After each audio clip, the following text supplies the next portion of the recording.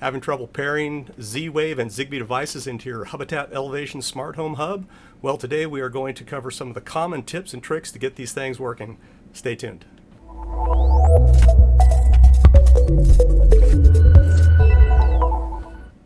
Hi again, John Stone, the DIY Smart Home Guy. On the channel, it's all about providing you with tips, tricks, and reviews for your affordable smart home.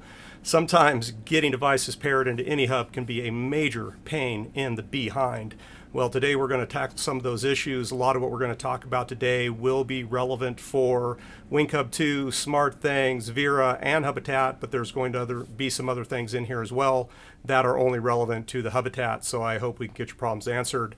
Appreciate those of you that were standing by. I don't know what it is. The last two times I have tried to stream, I've run into some hiccup.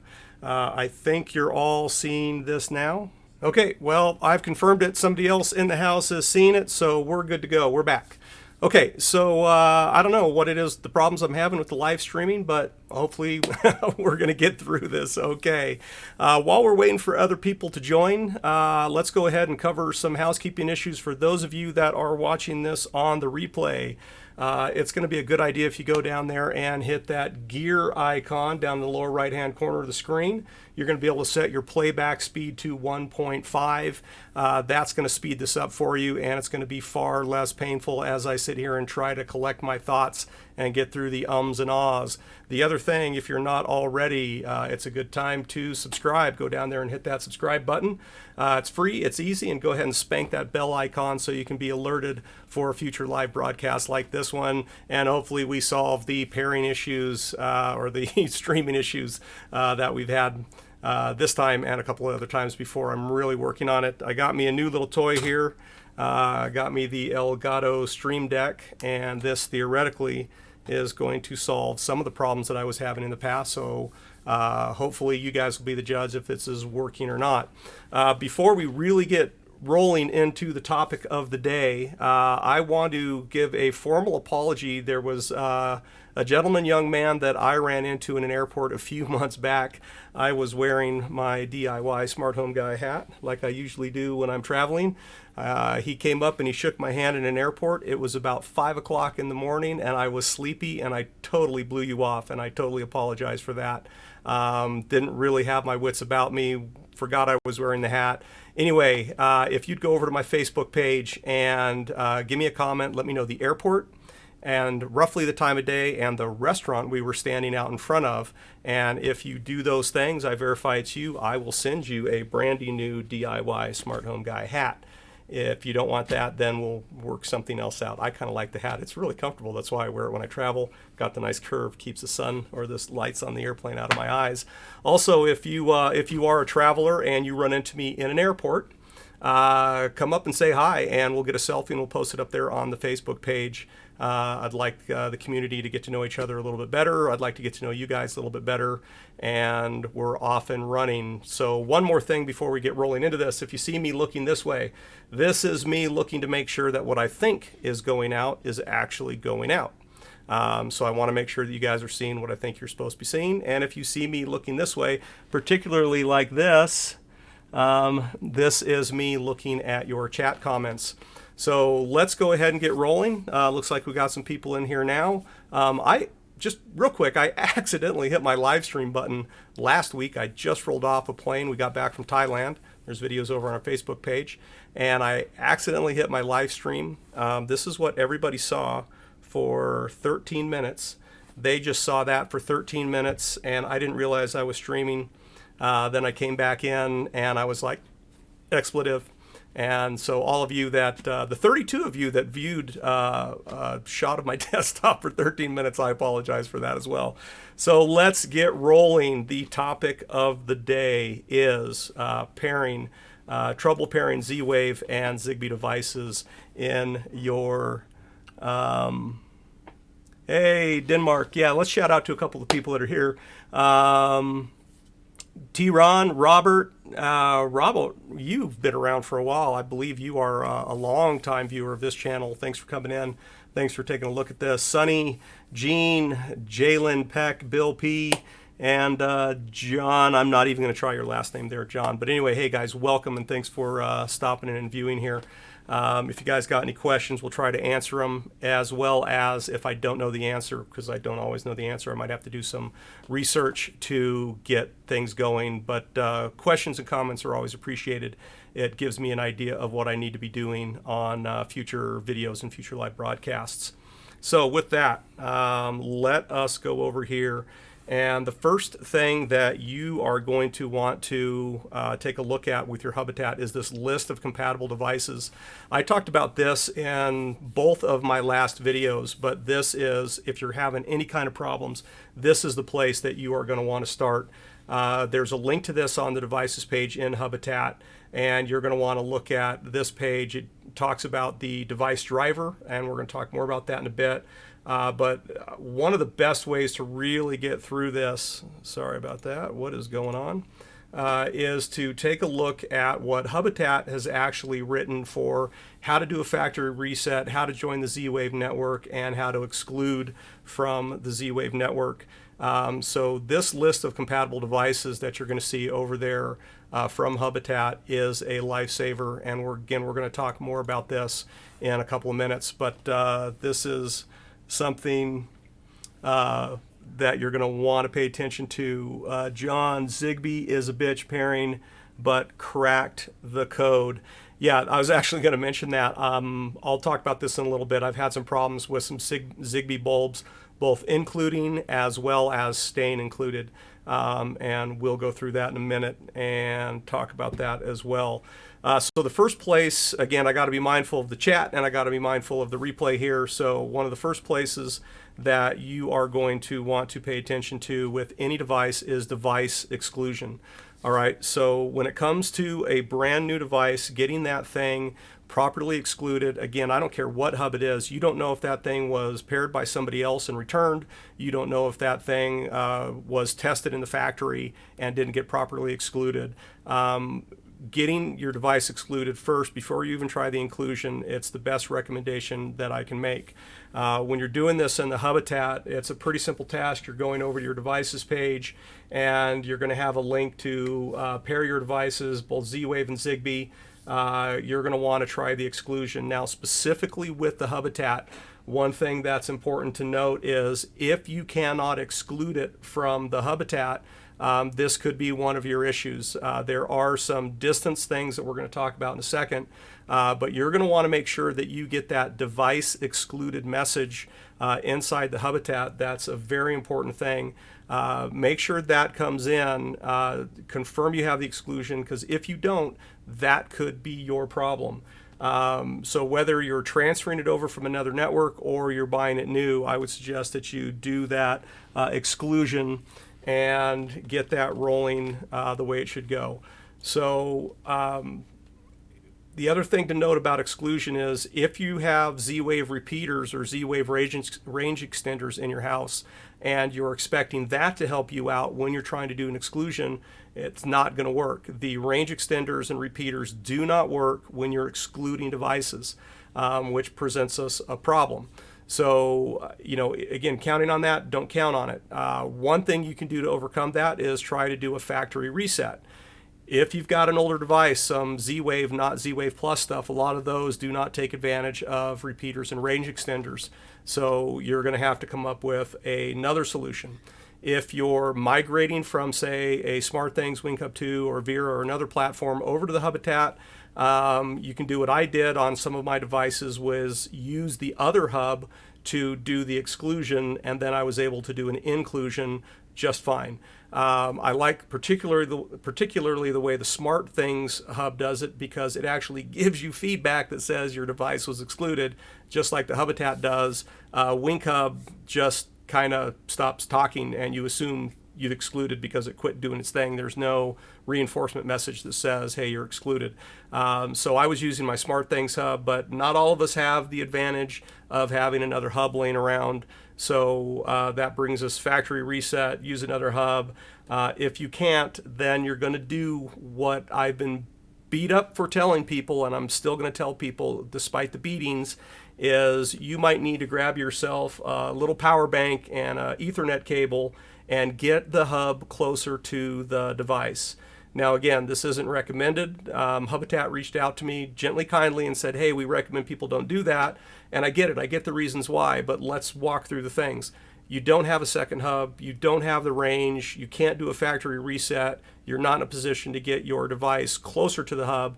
So this is something pretty quick and simple that you can do to get her done. Again, I would try the other things first, but this is something you can do. The other thing I would suggest is after every failed inclusion attempt, I would do a re-exclusion. I had 1 or 2 devices I had to do it 3 or 4 times, and then the magic happened and everything came in. Sometimes it was just 1 time. Most of the time, everything came in just fine. But there were a couple times where I was kind of banging my head, what's going on? But do the exclude, include. When I was faithful to that, it worked every time, usually on the second time. All right. And again, I would check that supported devices page for other tips and tricks. So right there, that is excluding devices. Stand by. Let's check the chat. Cleveland's got nothing. Johnny, great info. Is that better than the factory reset button push on the little button? Yeah, it can be. It absolutely can be. Again, not all older devices have factory resets on them. So, doing the exclusion is something that you're going to want to, I would say, rely on, if you can't do a factory reset. Also, some devices, you can do a factory reset. I think it might be the Leviton devices. You do a factory reset, it doesn't automatically do the exclusion. So don't universally rely on factory reset thinking that's going to help you get an inclusion in. I would say do the exclusion, make sure you get a good exclude. To me, that's really what I found. Believe you can use an Aeon mini moat to exclude devices easily if you own one. Not sure they make them anymore, but super handy. Right on. So again, I think that is the point here is not necessarily one way to skin this cat, right? You're going to want to find ways to do it. Again, I'm pretty lucky because I have a bunch of other hubs laying around. But if you're starting this from scratch and you've got nothing else to rely on, you're banging your head against the wall, Ethernet cable and a battery pack, man, that's not a bad choice. Sorry, mea culpa, Hubitat, for telling people that, but sometimes we have no other way out of this mess. So here we are. We got devices excluded. The next thing we're going to assume is we've got a good exclusion. Now, what are some of the things that we can do to help out with the pairing and inclusion? The first thing that I would say is make a plan. All right. I think it's pretty simple to say start with devices that are closest to the hub first. But I came up with this concept that I'm calling the ZWave trunk line, if you will. So with the trunk line concept, you want to get that hub closest to the center of the house that you can, and then your first device in should be 5, 10, 15 feet away from the hub. Make it a ZWave Plus powered, wired in device. Get that 5, 10, 15 feet away from the hub. Make sure it's repeater capable. This is GE and Brighton, this is Zeus, this is Innovelli, and a variety of other in-wall switches. Get those close to the hub, and then you want to start stacking those things in other strategic locations. And by strategic locations, I'm telling you to map out maybe where you're going to have battery-operated devices, because the battery-operated devices are really helped out by these repeater range extenders. So create this trunk line of, if you will, of brand new ZWave Plus, preferably the S2 stuff. There's links in the description, comments below. You're going to want to build that trunk line and then start bringing in your other devices. This is particularly useful if you've got a lot of older ZWave devices like I do. I must have 20 or 30 non-ZWave Plus switches in my house. I don't even really know the number. I'm making that up. But I had to go through and replace 3 or 4 switches in these strategic locations, and that just helped everything get its act together in my house. So make a plan, and then as a part of that plan, I would start moving center outward. All right, so get that range extenders, those repeaters in there, start moving out. AOTech, I believe, makes a range extender, which is just a plug-in, just a straight little plug-in. It's not a switch. It doesn't do anything. Again, link to that in the description below to help get you through some of those issues there. So Again, do the repeaters first. Sorry, I'm looking at my notes. Again, looking over here, making sure I'm showing the right thing. Looking over here, checking your comments. Looking forward, I'm looking at my notes. Pairing check. Oh, yeah, all right. See, glad I checked my notes. The other thing is when you're pairing devices, not all devices, specifically switches, come in the same way. So if you're trying to, for instance, pair a Zeus the same way you pair a GE, the same way you pair a Innovelli, that's not going to work. I've got GE switches that are a single button press. You know, go into pairing mode, click one button, and the thing comes in. I've got Innovelli switches that require you to hit the up button 6 times within 2 seconds to get those in. And then I think my newer Zeus switches, it's 3 times on the up paddle. I'll have to verify that. Always double check what I say. But again, different button presses on the switches to bring them in. A lot of these switches look the same, but they are not the same. So make sure you're pairing these things right. And again, a great place to look at that is either A, the manufacturer's instructions, which we all throw away as soon as we get them, or B, go to that list of supported devices and see if there's any tips, tricks, or C, just search it, look for the manufacturer's documentation online. The other thing is sometimes when you're bringing things in the inclusion mode, they can take a little bit of time to come in. In this particular case, I literally set the inclusion sequence within about 2 seconds, and I didn't get the response back from the hub after about 6 seconds. I had some of them take 30 seconds or more before they came in. Then they go into this initializing state, which frankly sometimes was 15 seconds to up to 3 or 4 minutes. So give it some time. If you get to this screen right here where you can enter the name, the device is in the hub, and it's in the hub, I'm going to say correctly. Click save, you'll see it on the devices list. Sorry about that. So if you see it on the devices list, you're in. You've got the exclusion inclusion down pat, and we're going to talk about if it's still not working after you included it in just a second. So older devices, let's talk about some older devices for just a second. Older ZWave devices, again, don't necessarily take advantage of the new ZWave Plus repeater stuff. They can be a little bit wonky on the new ZWave Plus networks. Again, I've got a bunch of them in my house and they're still fine, but if you have older devices in what I would call those strategic locations, don't be afraid to either move them around and get them into, I would say, less critical places, or it might be a good time to replace some of them if you have to. Again, I'm not recommending that you have to go out and change all of your older ZWave stuff to get them into the new ZWave Plus stuff. You know, a lot of the people that have the bigger smart homes have spent hundreds, if not thousands of dollars on their devices, and it's just not practical to the pocketbook to go out and do that. But you might want to think about moving some of those things around to get them rolling in. All right, Zigbee repeaters. I have actually honestly done no research on Zigbee repeaters. My Zigbee usage is minimal, other than I would say some Lightify stuff and some singlet stuff. I'm starting to play with it a little bit more, but I like the reliability, frankly, of the ZWave stuff a lot more. I like the security aspects of it a lot more, so I tend to lean more ZWave. I'm not a Zigbee hater, but just the way things have been, I've always just leaned towards the ZWave side. But I will look into Zigbee repeaters and answer that question unless somebody else knows and they can throw it in the chat. Good for us. All right, so if you are still having trouble with those older ZWave devices and replacement is not an option, and you still can't get it to pair through a repeater and you can't really move it very easily, then again, I'm going to say what you might want to do is run around the house and get the device closer to the hub. Now again, I can't stress this enough, Hubitat very strongly encourages you to keep everything in its final location. Get that. If you use this method, I want you to, at the end of this, do a ZWave network repair.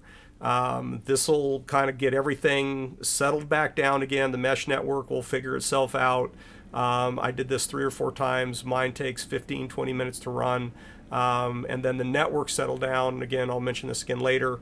It takes sometimes, a couple of hours, a couple of days for a ZWave network after you've just got it all built up to just settle down and things to start running really fast. But that's really my recommendations if you are running older ZWave devices.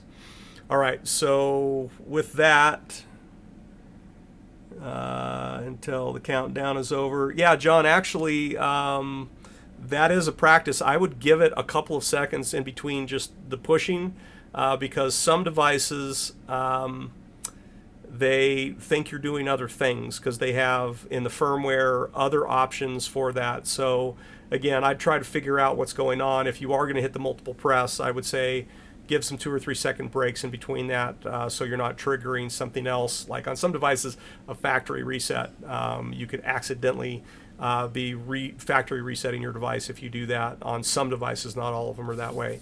Okay, next things next. Hubitat is stuck in initializing mode. This is something that I run into, as I said at the top of the stream. I ran into this more with Zigbee devices than I did with ZWave devices. And again, it wasn't all that common.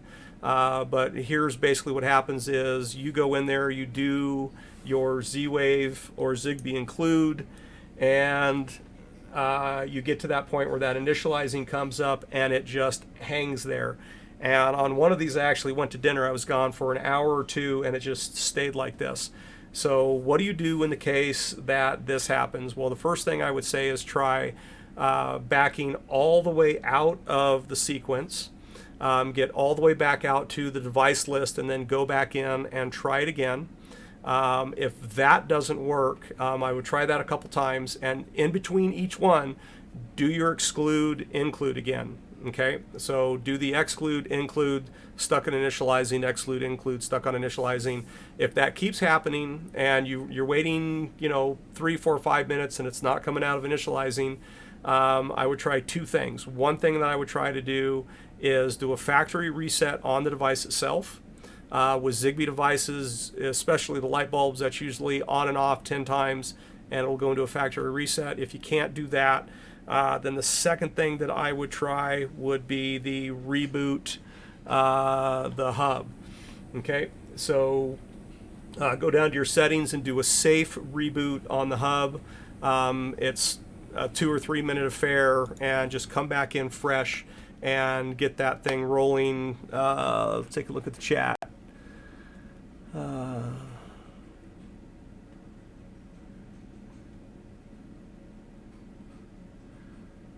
If you migrate from the center out, you'll end up with perimeter devices that can no longer reach the older hub. Yeah, that is absolutely true. So if you're doing a migration, again, this is why I said you're going to want to have a plan. Have a plan, Stan, and work on that. I had some problems because I didn't necessarily take that into account when I migrated from my Wing Hub.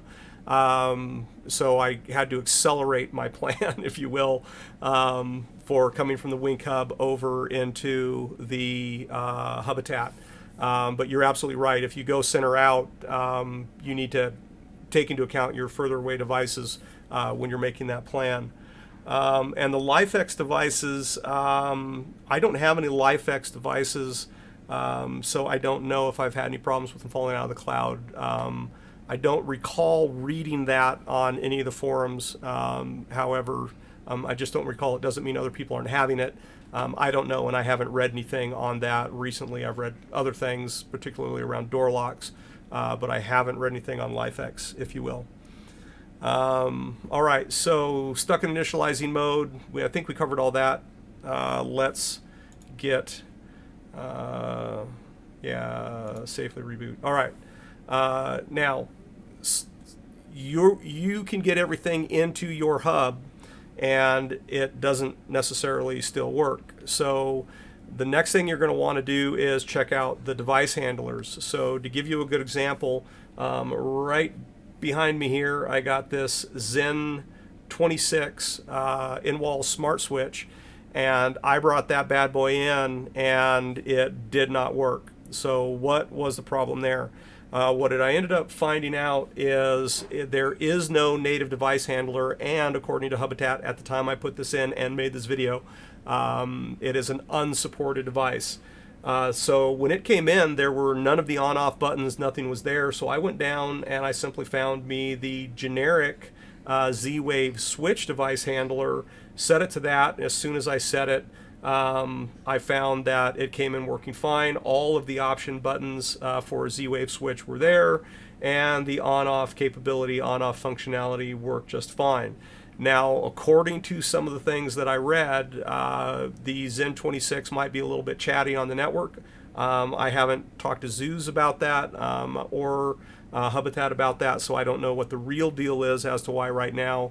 But I overcame that by adding, setting the device handler to the generic one. On a different occasion, I've got this Zapato ZWave RGBW bulb.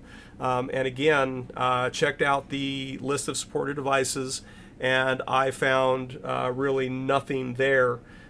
So what I did find was a Hank RGBW device handler, and I set it to that, and Viola, as I like to say, everything started working fine. So the point I'm trying to make here is, if you come in and you don't have a device handler for it, I'd poke around a little bit and see if you can find one that is a similar device and try another device handler to see if you can get that thing working. It has worked for me in all of the cases that I've run into this, which hasn't been a lot. It's only been 3 or 4. Most of the devices that I have were actually supported by the Hubitat, but in the cases where it weren't, I've been able to find a device handler that did make it work. So I've really been pretty lucky there, but I'd give that a shot. Again, that's assuming you got it all the way in, still doesn't work. I'd check that out. Battery operated devices. Battery operated devices, sorry about that, I was readjusting in my chair, I might have overdriven the mic there. Battery operated devices, again, you're going to want to, number one, try and make sure you have this thing close to a ZWave repeater range extender. Number two, when you start out, make sure you have fresh batteries, especially if you're migrating over from another hub. A couple things to keep in mind is battery operated devices go into their high power mode, and your battery drain, you might be showing 98, 99%. It goes into high power mode. It's actually putting more of a load on that battery, and it doesn't have the strength that the hub thought it did when it was in low power mode because of the bigger draw. So I would make sure you got nice fresh batteries in there, and that's going to help you out. Also, try and get it as close to a ZWave repeater as you can. That's going to help you out. Door locks, battery powered door locks, again, get that thing, within a reasonable distance to a ZWave repeater range extender. You're going to save yourself a lot of headache long term. That was the biggest thing that I read with the problems with the door locks, is the distance was too far and needed to have a range extender in there. So that's that with battery powered devices. Off the top of my head, John, I don't know the range distance between Zigbee and Z-Wave. They do have different operating frequencies. Z-Wave operates at a lower frequency, and therefore the theoretical range should be higher, where Zigbee is at a higher range, higher frequency. It's closer to a Wi-Fi frequency, and therefore the operational range could be marginally lower. That's just from my knowledge of how radio frequency works, but I don't know. Other than what I just said, I really don't know the answer to that off the top of my head. And then, again, the last thing that I would say, when you get through it all, run that ZWave Repair again. This is going to help remap the network, make sure that the hub and all the devices have their routing tables all figured out, and you know where you're going with all of this. And again, can't say it enough, make sure that you give this network a little bit of time to settle down. I jammed a whole bunch of devices in, ran ZWave Repair, and had a big sad face on because I'm like, this is slow. And then 6 hours later, I think everything was just smoking fast. And I got that big smile and went, and that's what I wanted to see. So I was pretty happy with that. And last but not least, if you're still having trouble, I would recommend that you contact support. There's only so much I can do from here, and when I do understand how to solve things, I try to consolidate them into a video so I can get the information out to as broad of audience as possible. People watch videos more than they read through the comments, so I try and get them into the videos if I can. So anyway, reach out to Hubitat support. Everything that I've seen, those guys are very responsive. They're a great bunch of folks over there from what I've seen so far. So I wouldn't feel bad about raising a ticket over there, or reach out to the manufacturer if you can. But support's not a bad option. And always remember, I am not tech support. I just make videos to help out the community when I run into problems, help you guys solve the problems. But certainly, I don't have time to be the smart home world's universal tech support guy. Sorry about that, but it's just that's given the constraints of my time. But I do appreciate, put the questions in, and again, I consolidate those, and we'll try to get those out into a video if I can. One more check on the, there you go. That's pretty much all I got. Just a couple things before I close this out. One is down in the comments below, I've got some, two of my daughters actually are starting YouTube channels. One of them is Thicha CK. There's a link below. If you're watching this in an English-speaking country, everything she does is in Thai, but she does the subtitles. She's a growing YouTuber, and her channel's really about life as a high school student in America, from the perspective of somebody from Thailand specifically, or Asia generally, what the differences are. And she's rocking it with that. So just trying to show her some props for doing a good job. And my other daughter, Amanda, Hawaii Fitness Girl, she has just started out a YouTube channel. She's got a whole 9 subscribers, 9. But she is a photographer, videographer, and fitness trainer out there in Hawaii. And she's starting up a YouTube channel to try and help people live their life of adventure and get healthy and fit. So that's her passion. So she's going for that on YouTube. So if you can, show them some love and go check their channels out. And with that, what is your favorite ZWave Plus wall switch? Oh my God, people give these things to me. I can't do that. I have a fondness for Zeus and Innovelli. I have a fondness for them because both of them pretty much started up what they were doing right around the same time I started my channel. So I have a relationship with those people. I like their gear. I like the way they think. They are out-of-the-box thinkers when it comes to smart home switches. They try to be very progressive in what they do. That being said, some of my first switches that went in were GE and Leviton, and rock solid in reliability. I'm not saying Zeus and Innovelli aren't rock solid on reliability. I just haven't had them as long as I've had the GE and Leviton. So GE Leviton, man, great stuff, great products, highly reliable, well built.